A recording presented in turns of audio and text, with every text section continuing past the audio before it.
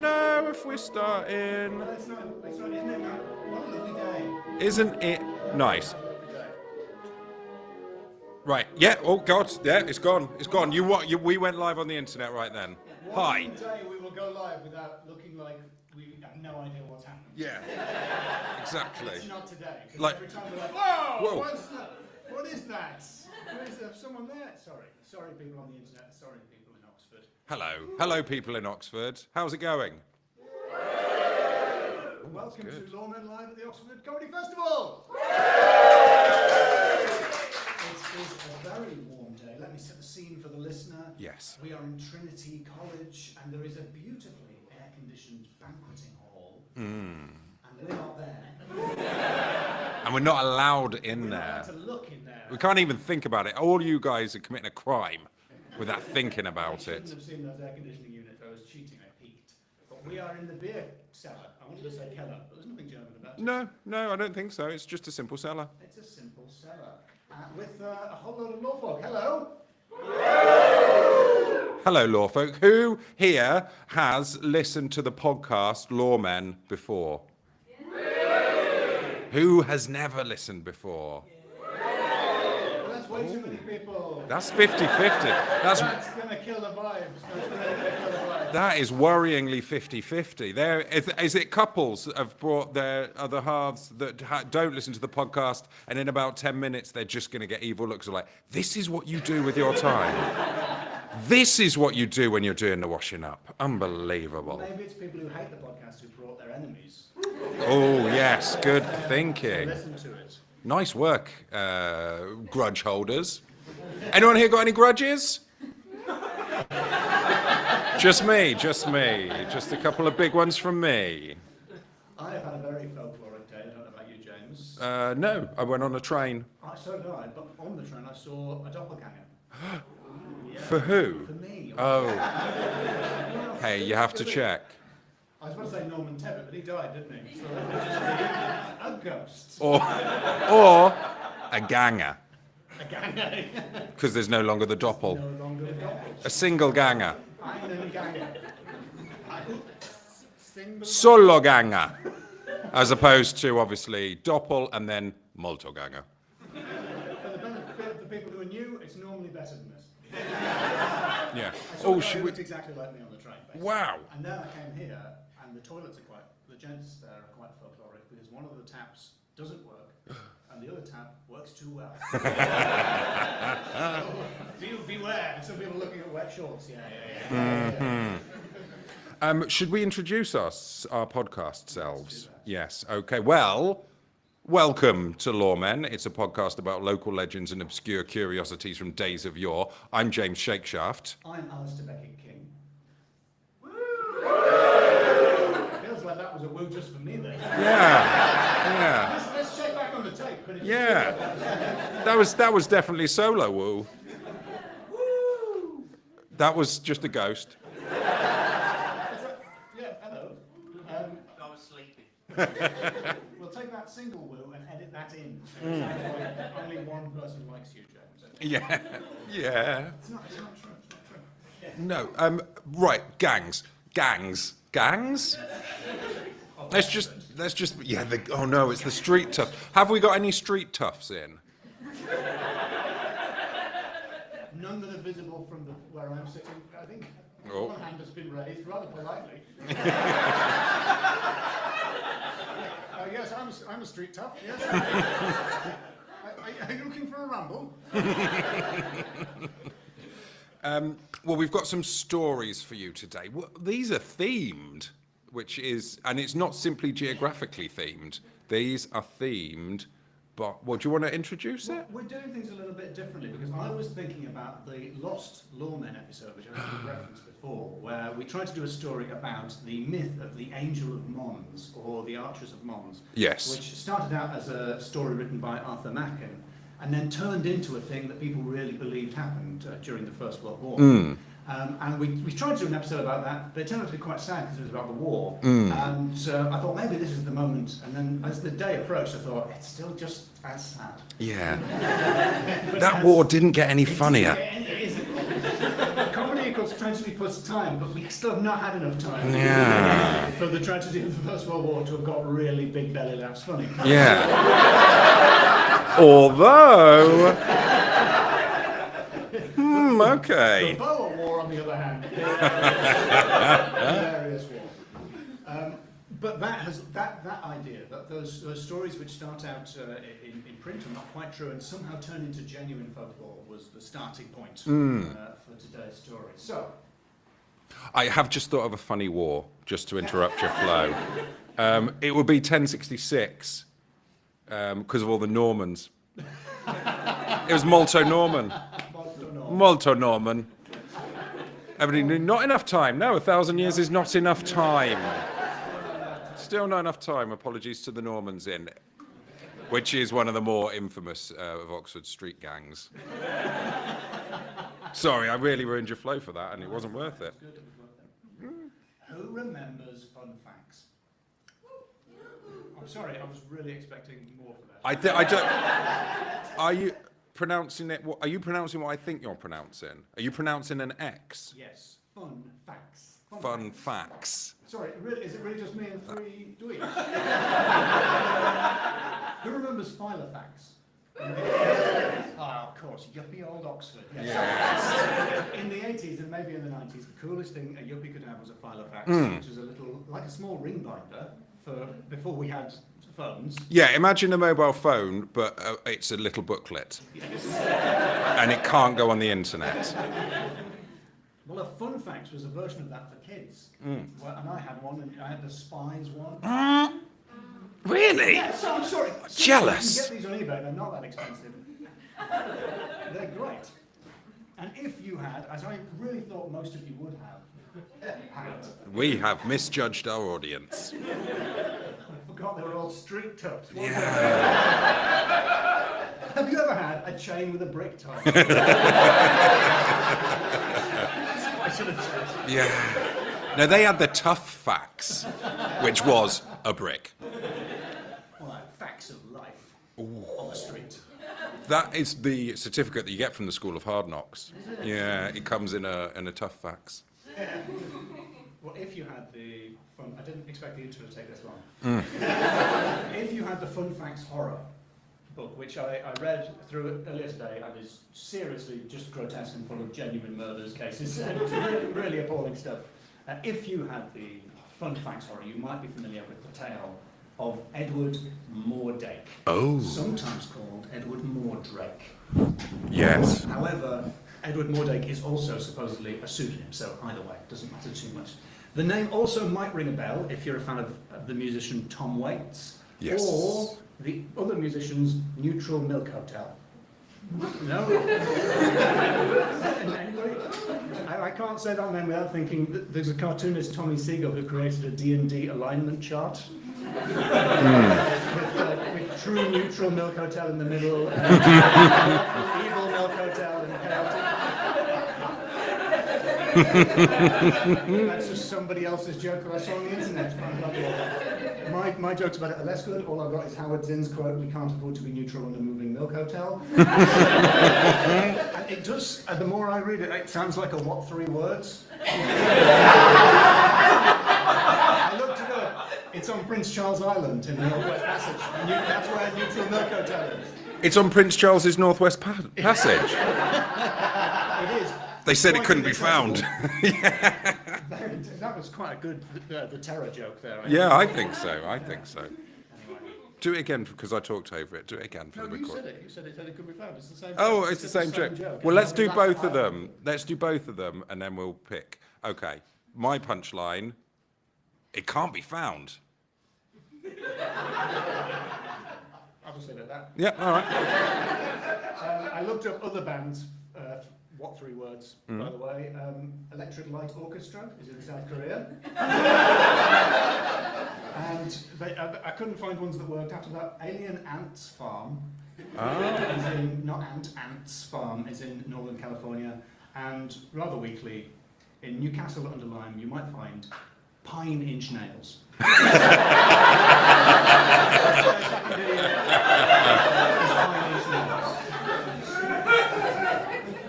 But if you recognise the Tom Waits song Poor Edward or the Neutral Milk Hotel, Two-headed boy.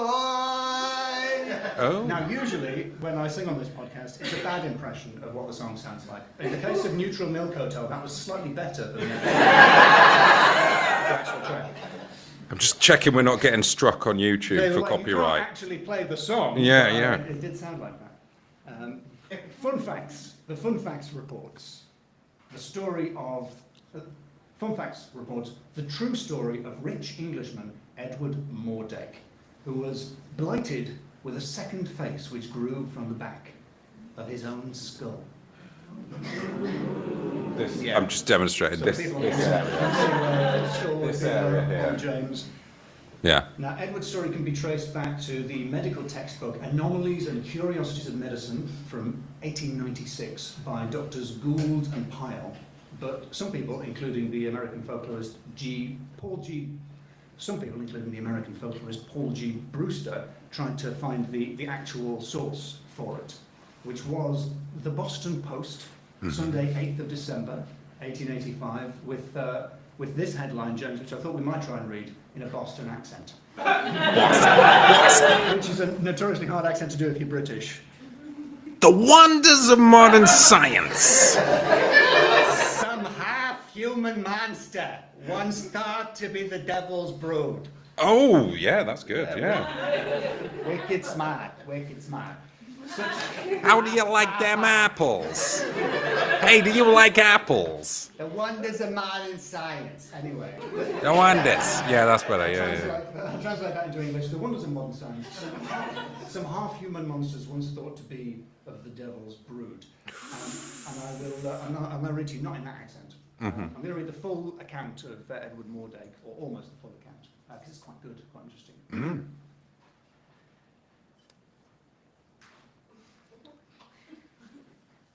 One of the weirdest, as well as most melancholy stories of human deformity is that of Edward Mordache, said to have been heir to one of the noblest peerages in England. He never claimed the title, however, and committed suicide in his 23rd year. He lived in complete seclusion, refusing the visits even of the members of his own family. He was a young man of fine attainments, a profound scholar, and a musician of rare ability. His figure was remarkable for its grace, and his face, that is to say, his natural face. Sort of saying, oh, has this guy got another face? Was that of an Antinous. Finally, we're in Oxford, I can check. Did I pronounce that correctly? Antinous? Antinous? Yeah. Have you all been bussed in from somewhere else? But upon the back of his head was another face, that of a beautiful girl, lovely as a dream, hideous as a devil. The female face was a mere mask, occupying only a small portion of the posterior part of the skull. Oh, this area. Yet exhibiting every sign of intelligence of a malignant sort, however. It would be seen to smile. It would be seen to smile and sneer, while Mordache was weeping. The eyes would follow the movements of the spectator, and the lips would gibber without ceasing. No voice was audible, but Mordache avers that he was kept from his rest at night by the hateful whispers of his devil twin. Yeah, it's creepy. So what? When he laughs, when he cries, it laughs. Yeah, probably all the time it loves it. But imagine being sat behind him at the cinema. For the face, it was just comedy equals tragedy. Yeah. Plus time. No, and yeah, just going to see like something sad, like that one with the dog. You, me, and Dupree? No. Marley and me. Marley and me and Dupree. Does Dupree die at the end of that? I think they put him down. Is it Owen Wilson? Yeah, I think they Yeah. kill Owen Wilson at the end of that film. Yeah. Because he bit someone. Now that was written by Charles Lowton Hildreth, and it might have behooved, or even beclawed. That would make sense. That would make sense. Yeah. It might have behooved Gould and Pyle to look at some of the other cases mentioned in that article of the wonders of modern science. They include the melon child of Radnor, who was a melon, as far as I can tell. And not a child. A melon with a very small mouth and no other features. The fish woman of Lincoln, the four-eyed man of Crickledale. They were on top of his other eyes, vertically. Oh, that's confusing. And James, perhaps you could describe the illustration that accompanies the next one. Oh. The Norfolk spider. Now this looks like this would be a melon boy. It's a very, very round spider. It's a very round spider with 6 legs, so that's inaccurate. And a really grumpy face.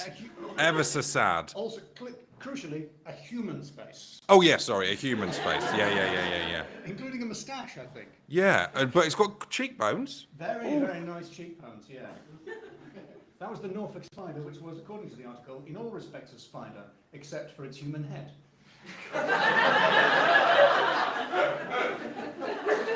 But small. Well, I'm Yeah, not sure. to scale. Oh, it looks Well, smaller than the spider. The head is smaller than the rest of the spider, but I think the spider is large. Oh, the spider's body is as big as a person. I think so, which is why it's. I would mention this because it says it had been known to seize upon and devour the better part of a dog.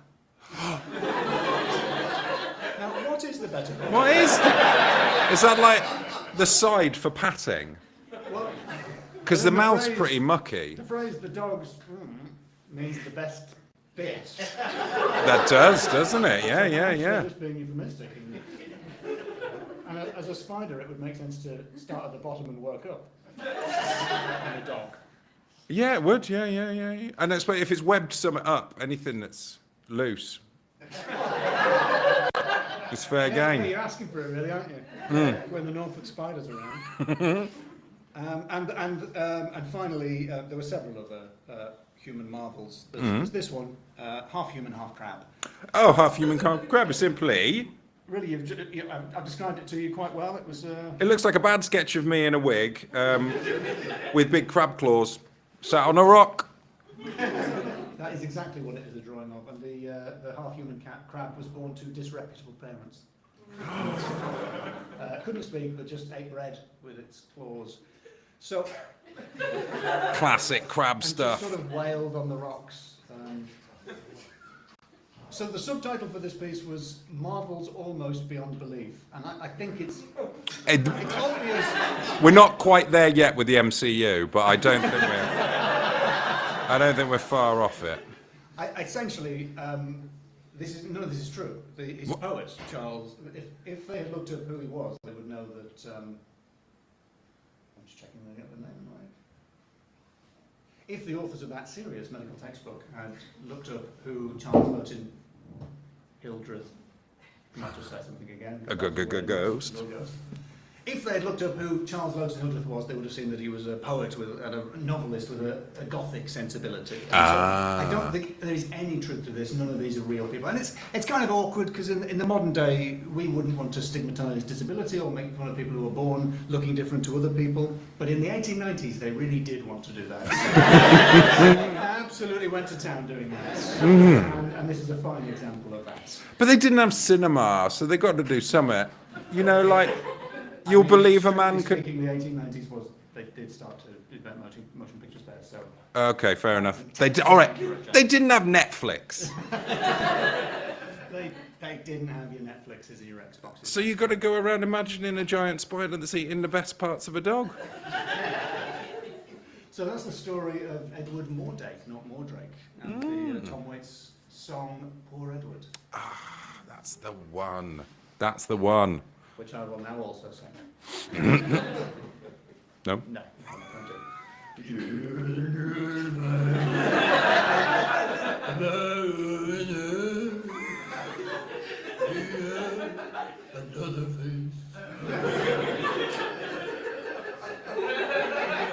I'm surprised at how well it's going. That is good. Yeah, yeah, yeah.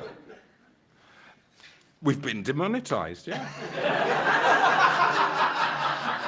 Well Are we done. making money out of this up until now? No. They're taking money away from us. Story or game, what do you reckon? I reckon the game. Okay, all right. Now, James has clearly got some good prep there, and James has another story to follow. But before we do that, I think we could play a little game since we've got all the law folk here. Not all of them, we have loads of listeners, but we've got some of them here. A game I call Whose Law Is It Anyway? Right. Yeah, you see Right. So there is an Instagram account called No Context Loremen, which came about because I complained about the fact that there was one for James's other podcast, Rural Concerns, and that we didn't have one. Yep. And a kindly listener has created it, so thank you. I am now no longer envious.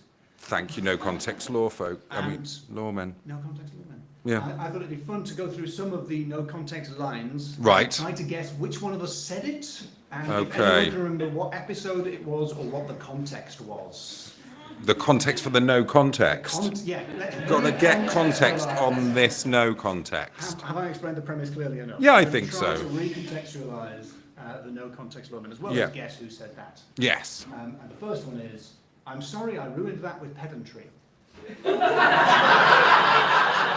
The record show James is pointing at me. Yes. Yeah, obviously that was me in Series 4, Episode 18, The Exmouth Summoning. Does anybody remember what that was about? Yeah, I do.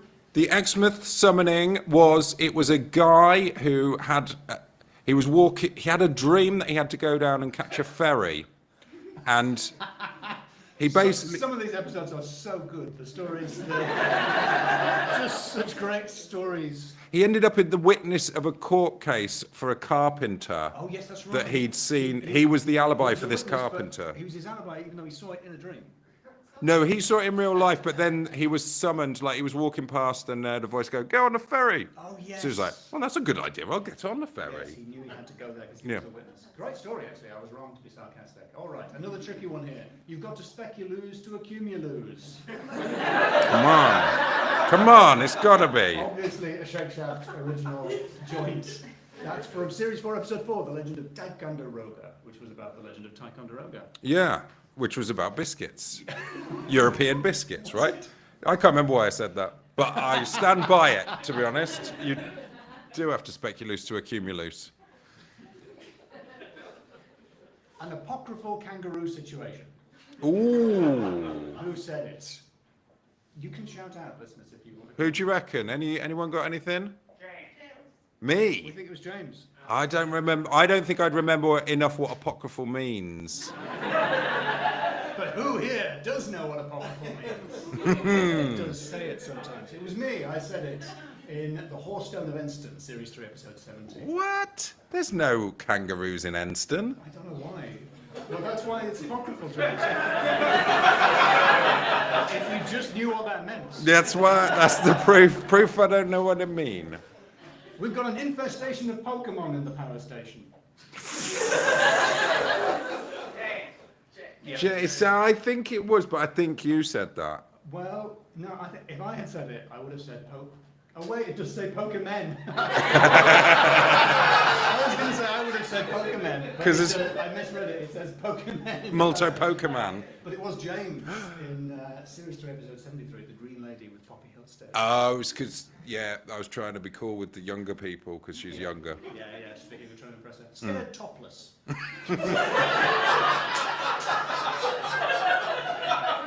I think I might have said that by accident.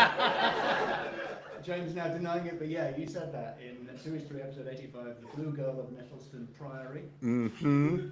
Quite a recent one, this. To the Sausage Mobile. I mean, who here hasn't? Could have been anyone in this room. He who was without sausage mobile cast the first sausage. I think you said to the sausage mobile. Very recently, Series 6, Episode 22, The Ghosts of 50 Parkland Square. Can't remember why though. Neither can I. Oh yes, it's Hippersley Cox. It's just lost us another 10 pence. Anthony Hippersley Cox. Yes. He wrote Haunted Britain and also Book about sausages. The Big Book of So why Sausages. did we say To the Sausage Mobile? Because he was a ghost hunter come sausage. See.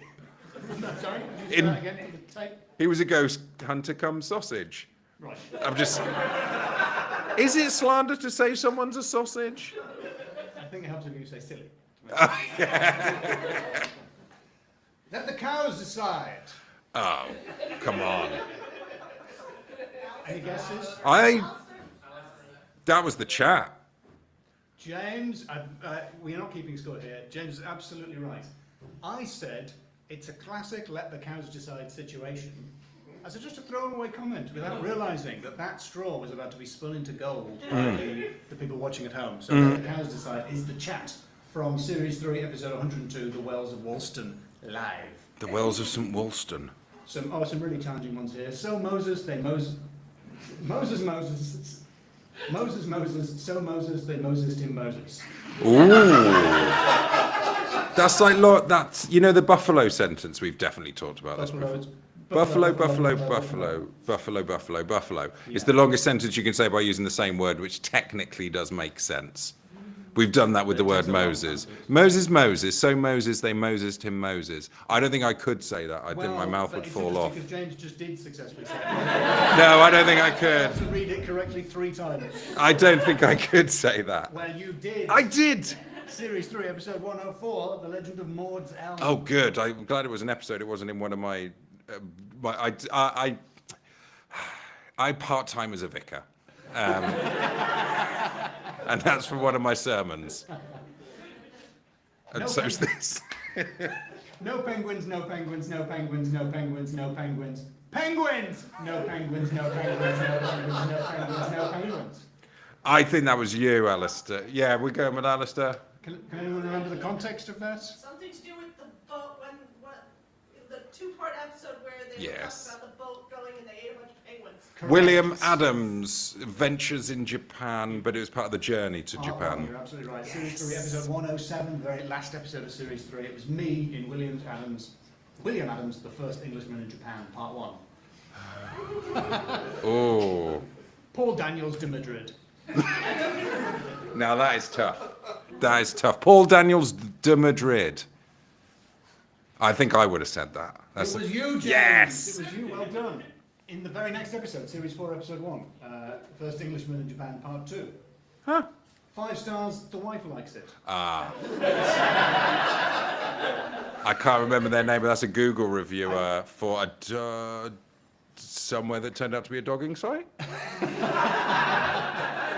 Or a river ribble? Was it the river ribble? My lover and confidant compiled these, and she attributed it to you, but yes, it was you quoting a review.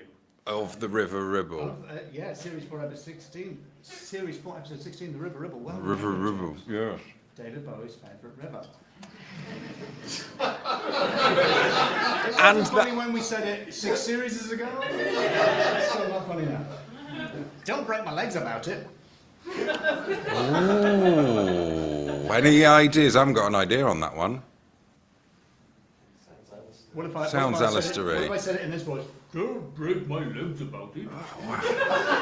It's like Alistair doing an impression of me. It was you, James. It was me. Yes, this series, The Exorcist and the Idol. Oh, 6, yes. Series 6, Episode 6. Yes, I remember that. Shatner keeps stealing wigs. Who said it? And why? I think that was your slander. I think you mean fact I read on the internet. Oh, yes, that was it. Yeah. And I can't. Well, we were obviously talking about William Shatner, but I don't remember why. Because it was the beckoning spectre of Llanochlen. Say it again? Llanochlen. Just edit that over me saying it. Series 6, Episode 14, it was me talking about William Shatner. And finally, please can I be left alone with the dodo corpse? Who said this? What? A lot of fingers being pointed at James. Straight away, a lot of them you're like, oh, I don't know. This one, Alistair me. would never say something like that. What? Well, Do you think it was you who said it? I think. Is this another Google review? All right, how about maybe it would help if I said it in a different voice? Please can I be left alone? Dodo corpse. Yes. Who could have said it? It's your frenemy and mine, Chris Well, Cantrell. it's Chris Cantrell. In the much corrected episode, Series 4, Episode 9, The Ghosts of Fanshawe. Is that what you decided? I think that was in the next episode we found out. The It Ghosts was of Featherstone / Fanshawe Hall. yes. And that was Whose Law Is It Anyway? Oh, that was a wonderful, A million points. wonderful. Well, I've got another story, which is a bit of legend, which seemingly comes from a fiction, but it has become legend. It can become legend, like the film. Like the film It Am Become It Legend. can become legend. Yes, it's. Do you know Windsor at all? Do you know Windsor at all? The place, there's a big castle. Big castle. Big castle there. Guy with the gold hat lives there. Oh, yeah. Yeah. His mum lived there before. It's Windsor, where Windsor Castle is, yes. And there is a park which is called Windsor Great Park. And there is a tale of Herne the Hunter. Have you heard of Herne the Hunter? Some have, some haven't. Herne the Hunter.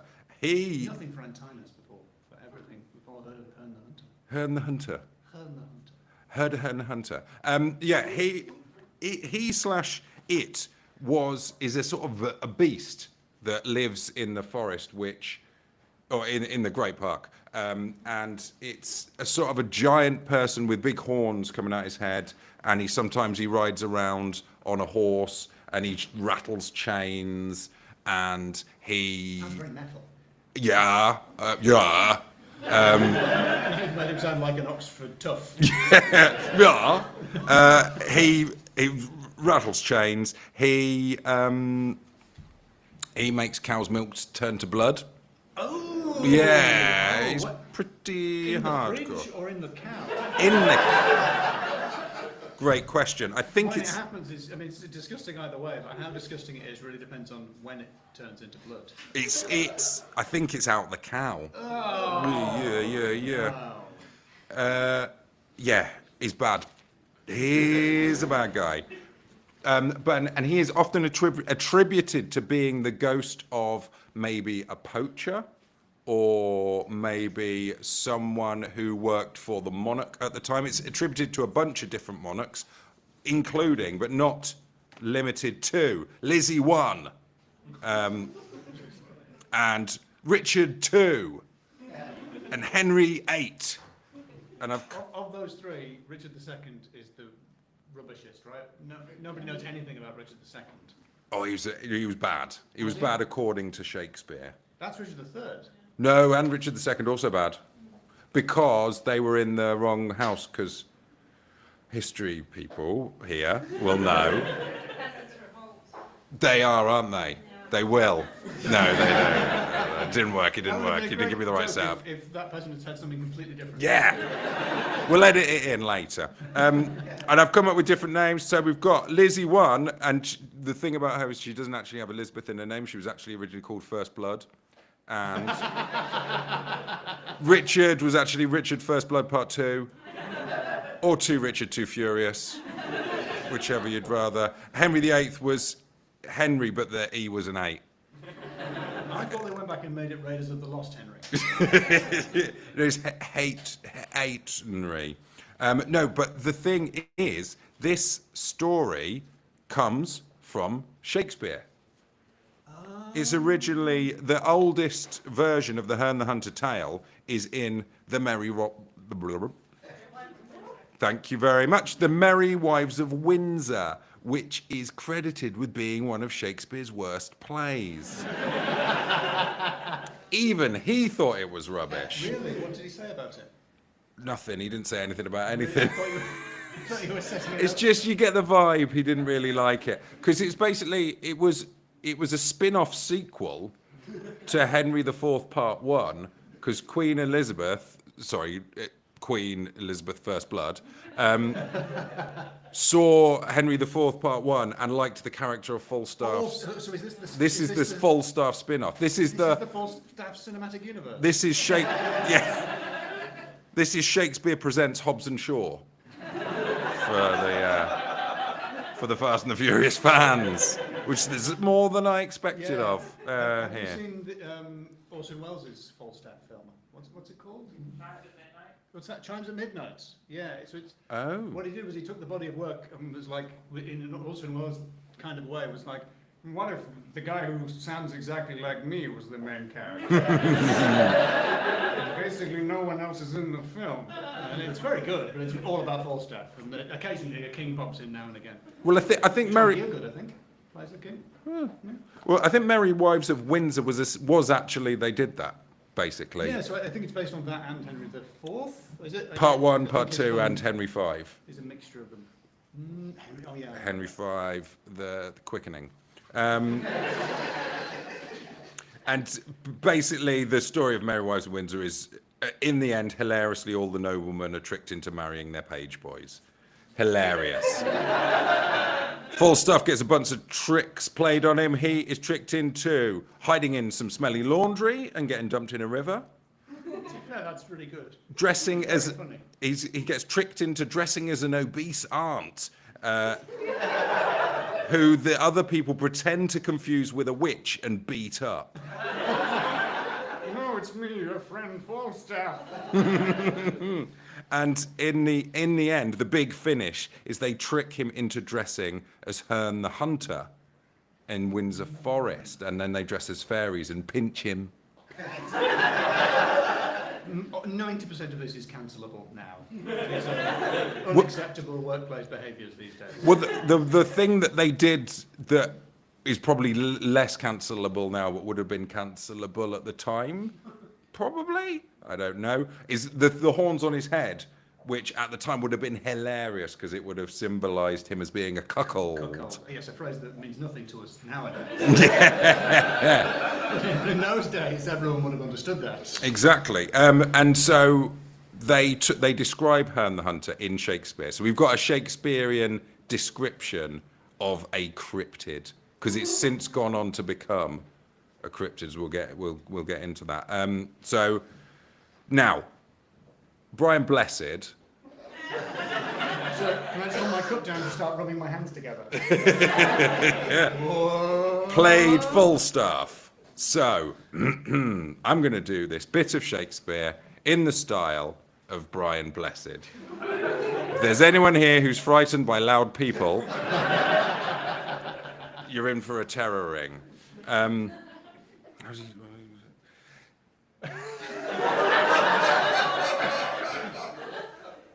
He's alive!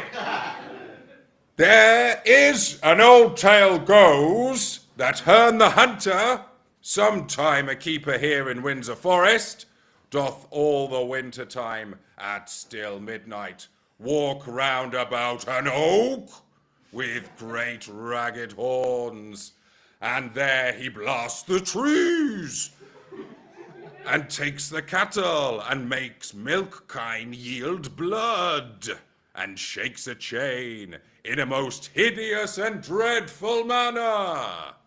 With a brick on the end. Yes. He's a street tough. He's an Oxford head. That was Brian Blessed playing me. Horns alive! Exactly right. He's in the room today. Shockingly quiet. That's- Hitherto. Yeah. That was actual Brian Blessed. It's demonetised. It's demonetised. It sounded too much like Brian Blessed, Yep. unfortunately. By the way, that was really good. So a round of applause that we will let us in. Yes. And Herne, in another version, Herne the Hunter is described a bit further by Shakespeare. Oft have you heard since Horn the Hunter died that women, to affright their little children, says that he walks in the shape of a great staggy. Horn the Hunter. There he's called Horn the Hunter, and that is what people think is related to the real person that it could be, because there was a real guy called Richard Horn, which makes me think that is not a real guy. What could be funny about that name? Who was a poacher who was caught by Henry VIII. He was a yeoman who was caught poaching by Henry VIII. A yeoman, for those who don't know, is between a peasant and a gentry, not a hype man. Or a yes man who thinks he's cool. Yeoman. There's other tales that have sprung up. Sundial. Yes. Yes, he would. Or yeah, he would. Simply a sundial. So there's other tales that have come up to since this Shakespeare version. Because it kind of sounds like he was already a myth. But it's This is never the first mentioned. record. Nobody mentioned him until Shakespeare. It's not mentioned at all, and there Nobody is. mentioned bubbles until Shakespeare. Well, maybe Shakespeare invented bubbles. Do you mean Michael Jackson's monkey? Is he in Hamlet? There's no mention of him before Shakespeare, no? Yeah, well, since then, though, other tales have come up that it's someone who fears he's going to lose his job and is hanged from a very particular oak in chains, and this causes the trees to wither and can bewitch the cattle. There's an 19th century variant, which he was like a compatriot to one of the monarchs, and a stag was coming at that monarch, and he like threw himself in the way like a bodyguard in the film. Slow-mo. He slow-moed himself. Yeah, In no. front of he took a stag for the king. Yeah, he went, yo. got gored, and the king was like, "Oh no!" And then the devil comes up and says, "I can make him live, but at a price." It's a shame he wasn't wearing a stag-proof vest. That's nice. That's nice. He got hit by a stag Yeah, in a bodyguard situation. What do you want from me? that was actually really good. I think they sensed that I was nervous about it and they pounced. They did, and the payment is that he has to have horns on his head, and it's so like blights his life that he just has a really sad time and dies and becomes a ghost. This is very goth. And then, even to this day, being the late 20th century, which is 25 years ago now, I'm not sure about that. Herne is seen. Someone Herne is seen before national disasters, and it says here, or deaths of monarchs. But I'm no royalist expert, but I don't think any monarchs died in the latter half of the 20th century. Not on my watch. And then you had that holiday a few years ago, didn't you? Yeah, turn my watch off. died. Yeah, turn my phone off, 2 seconds. Yeah. And he's also could be the leader of the Wild Hunt or a Celtic antlered god called Canoes, which sounds like a fun euphemism. Canoes, Lord of the Wild Things, which is like a statue, a carving of a head they found in some Roman bit of Paris. Wow. Yeah, and so that's the tale of how a Shakespeare invented a cryptid. A Shakespeare, yeah. So if a Shakespeare can do it, any of you can. Maybe you'll invent a cryptid in your life. Try it yourselves. Just get some animals and sort of squidge them together in your imagination. I went a bit Neil Buchanan there, didn't I? You did. Yeah. Why not invent a cryptid? That was Neil Buchanan.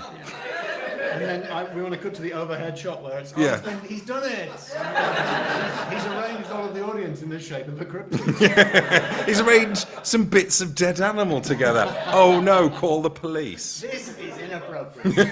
This isn't a kids show. Yeah. So yeah, those are the tales. So we need to score these. We do. We need to score these, and we don't normally or both tell the story. So I think these guys, these folks, need to score us. Yes, our tales of lies that became myths, I suppose. Yeah. Or stories. Does anyone have? We're going to come to you for a category, for a category. Okay, so have a little think about our categories. We got? I'm just going to have a look, see if anyone's got one on the internet, or if we just got taken off for all those accurate impressions.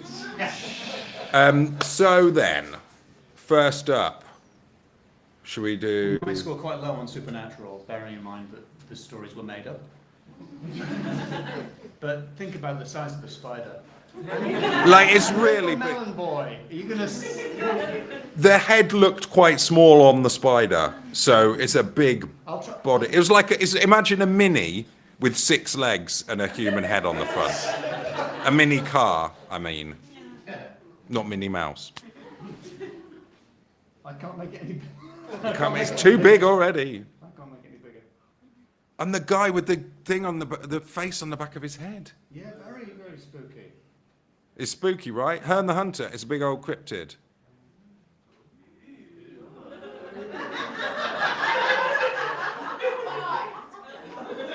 Five for that. 5 for the big ball. There is the Norfolk spider, which looks like an avocado. It looks like someone trapped in a barrel. So what do you say for Supernatural? Now that I've shown the people in the room what the Norfolk spider looks like. Come on, what are we talking, 5? Or do we want to vote it up or vote it down? Sounds like they're not going for 5. They're not It's 5. Just this one person. 4. 1. Okay, 2. 3. Okay, it's a 3. Okay, it's a 3. Now then, you're going to need to vote. This second category naming, out of 5, we'll give you the options. We had some good names, right? We had some fine names. The Melon Child of Radnor. Need I go on? Richard Horn. Pine Inch Nails. Wonderful. Okay then, so let's just start at 3, because I don't think you're going under 3, right? 3. 4. Oh, James is so tense. Let me just check. 1. Good. 5. Yes. Wonderful work. So we're gonna have one more. We'll do some work and we'll come up with one, but we're gonna need a category one. Does anyone have a suggestion for a category? Human oddities. Human oddities. Human oddities. Also a phrase that occurs in a different Tom Waits song. If anyone is interested. Oh, stag do. Stag Oh, that's do. good. You're right, Hearn. Nice. You're right, Hearn. So what is that like? You Is okay? you okay, Hearn? You You okay, okay, Hearn? Hearn, very Can we good. tweak? Can we nick it and tweak it to say you okay, Hearn? Yeah, that's really good. But then I did like stag do. Stag, we can do both, but then it's just we're not really scoring my category.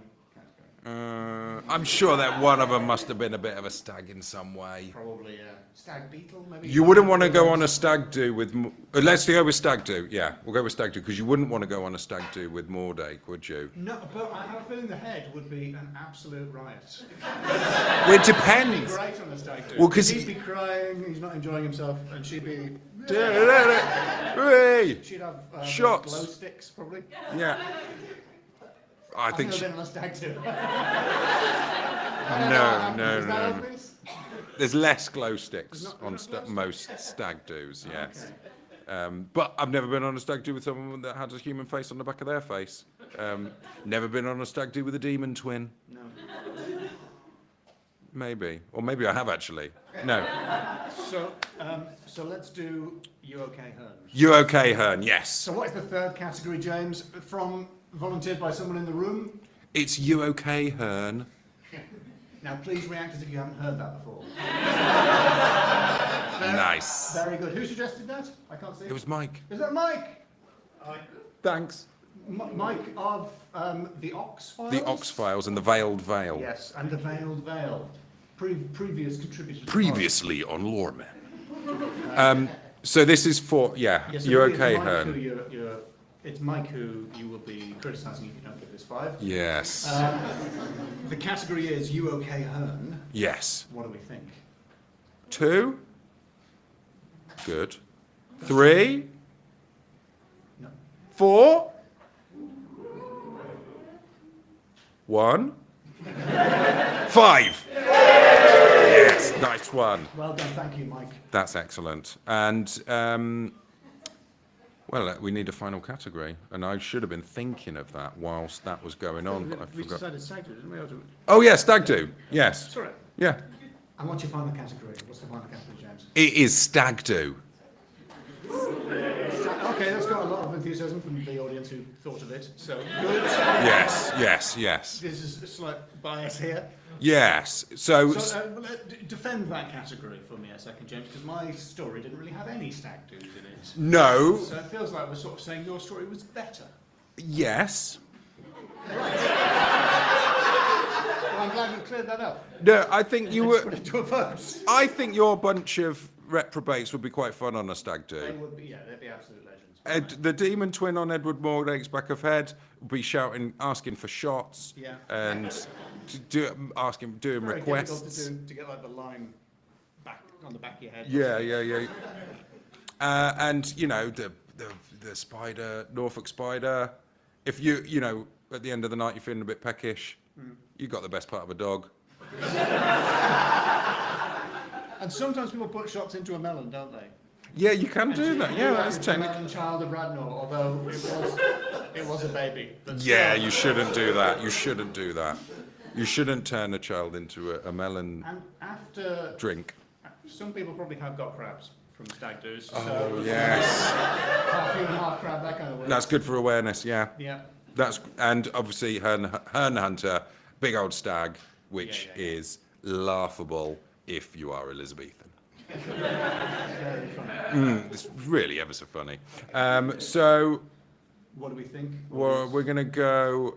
I'm just going to check it's not a 1 first of all. Come on. For stag do. For stag do.